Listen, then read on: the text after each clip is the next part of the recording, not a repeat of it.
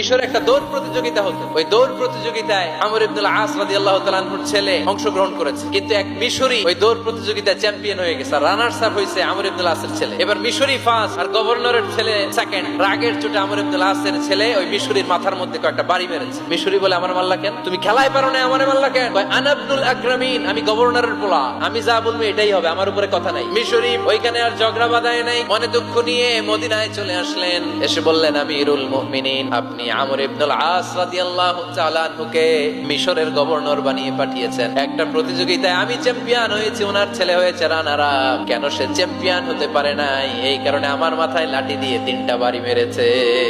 ওমর ফারুক বললেন, তাই আগামী বছরের অমুক তারিখ আমি সব গভর্নরদেরকে ডেকে হিসাব নিতে, ওই দিন তুই থাকবি। ওই দিন 7 রাজ্য থেকে 7 গভর্নর হাজির, গভর্নরদের ছেলেরাও হাজির, মিশরীয় হাজির। 7 গভর্নরের কাছ থেকে 7 এলাকার খোঁজ খবর নেয়ার পরে ওমর ফারুক বললেন, আইনাল মিসরি, মিশরি লোকটা কই, এদিকে আয়। মিশরি সামনে আসার পরে বলল, আমর ইবনুল আস, তুমি মিশরের গভর্নর, তোমার ছেলে সহ তুমি আসো। আমর ইবনুল আস এসে সামনে বসে রইলেন। এবার বললেন, ও আমর ইবনুল আসের ছেলে, তুমি নাকি ইবনুল আকরামিন গভর্নরের ছেলে, তুমি যা বলবা মিশরে নাকি তাই হবে, তোমার নাকি অনেক দাপট। নিজে একটা লাঠি এনে মিশরীর হাতে দিয়ে বললো, এবার তোর মাথায় যতটা মারছে তুই ততটা গুনে গুনে মার, আমি দেখবো। আমর ইবনুল আস দেখবে, আমর ইবনুল আসের ছেলেরে তুই এখানে মার। সে বলতেছে, থাক, আপনি বলছেন এতেই যথেষ্ট, মারা লাগবে না, আমি মাফ করে দিলাম। ওমরে ফারুক বলল, খবরদার, মার, মার ওর মাথার মধ্যে। মিশরী ওমরে ফারুকের ধমক শুনে ভয়ে ভয়ে 3টা বাড়ি মারলো। এই বাড়ি মারা দেখেও ওমরে ফারুকের হৃদয় ঠান্ডা হয় নাই। লজ্জায় আমর ইবনুল আস, বয়স হয়ে গিয়েছে, সাহাবা, মাথা তখন টাক, মাথায় চুল নাই, লজ্জায় মাথাটা হেড হয়ে মাথাটা নিচু করে রেখেছে।